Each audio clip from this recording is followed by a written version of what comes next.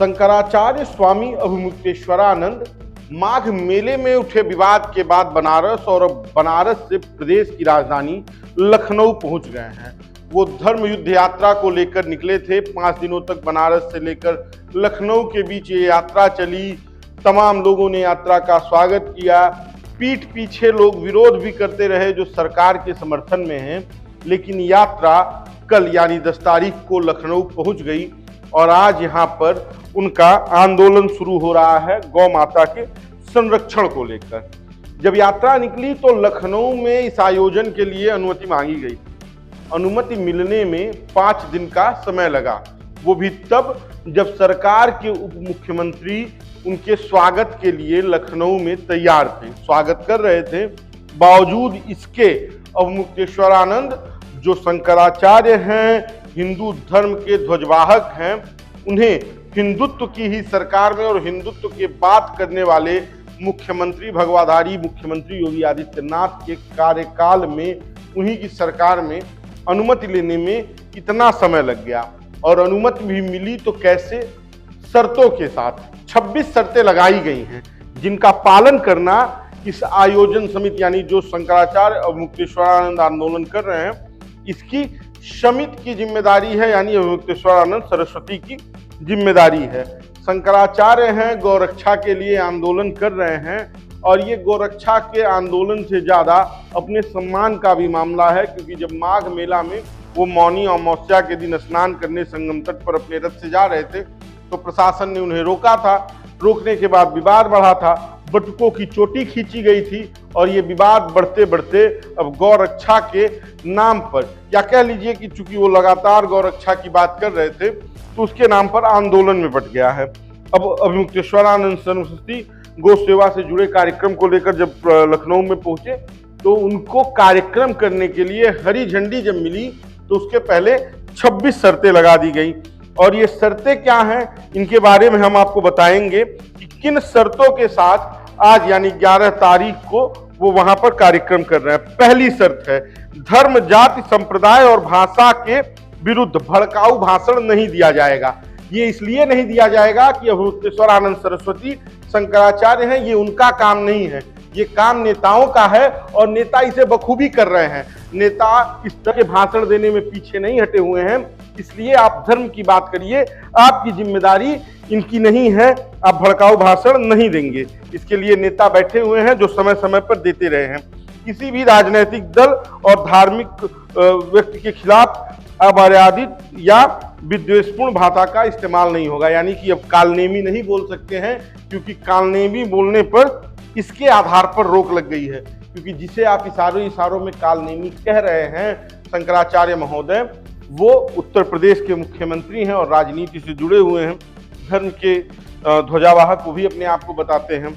नाबालिगों से विवादित नारे नहीं लगवाए जाएंगे, क्योंकि रैलियों में बच्चे पहुंचते हैं और वहां ये सीखते हैं, आपके वहां बोलने का उनको कोई अधिकार नहीं है।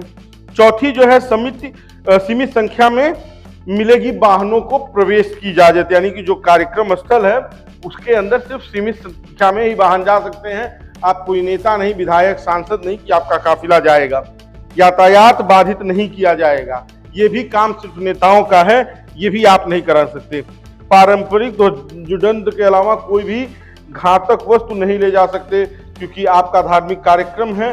नेताओं की रैलियों में तलवार गदा भाजे जाएंगे, आपके कार्यक्रम में नहीं भागे जाएंगे। मांगों का ज्ञापन सक्षम अधिकारी को सौंपा जाएगा। किसी अप्रिय घटना की जिम्मेदारी आयोजक की होगी, रैली नहीं है। अगर रैली होती तो उसकी जिम्मेदारी नेता नहीं लेते। आप कार्यक्रम करवा रहे हैं तो आपको इसकी जिम्मेदारी लेनी पड़ेगी। लगाए गए पुलिस बल का भुगतान आयोजन करेंगे, क्योंकि ये भी रैली नहीं है। अगर रैली होती तो नेता की सुरक्षा में जनता को छोड़ के पूरा पुलिस बल लगाया गया होता। शांत क्षेत्र में ढोल, संगीत और लाउड स्पीकर प्रतिबंधित रहेगा। रैली नहीं है, ये धर्म का कार्यक्रम है। इस बात का ध्यान रखना है। यातायात और अग्निशमन विभाग के निर्देशों का पालन अनिवार्य होगा। ये किया भी जाना चाहिए, क्योंकि कोई भी अप्रिय घटना घटेगी तो उससे सबकी इनका नुकसान होगा। आवश्यक विभागीय अनुमति एवं आयोजन स्वयं प्राप्त करने होंगे। सड़क और सार्वजनिक स्थलों पर वाहन पार्किंग नहीं होगी, ये भी सही है, क्योंकि इससे आने जाने वालों को असुविधा होती है। और फिर मैं वही बात रिपीट करूंगा, ये राजनीतिक रैली नहीं है। ध्वनि प्रदूषण मानना होगा, जो उसके मापदंड है उसे मानना होगा। अगर इस तरह का कोई कार्यक्रम होता तो ये नियम आप तोड़ सकते थे। पर्यावरण संरक्षण अधिनियम 1986 के तहत नियमों का उल्लंघन अपराध माना जाएगा। अन्य आवश्यक अनुमति लाइसेंसों में छूट नहीं होगी। पुलिस की ओर से दिए गए निर्देशों का पालन करना होगा।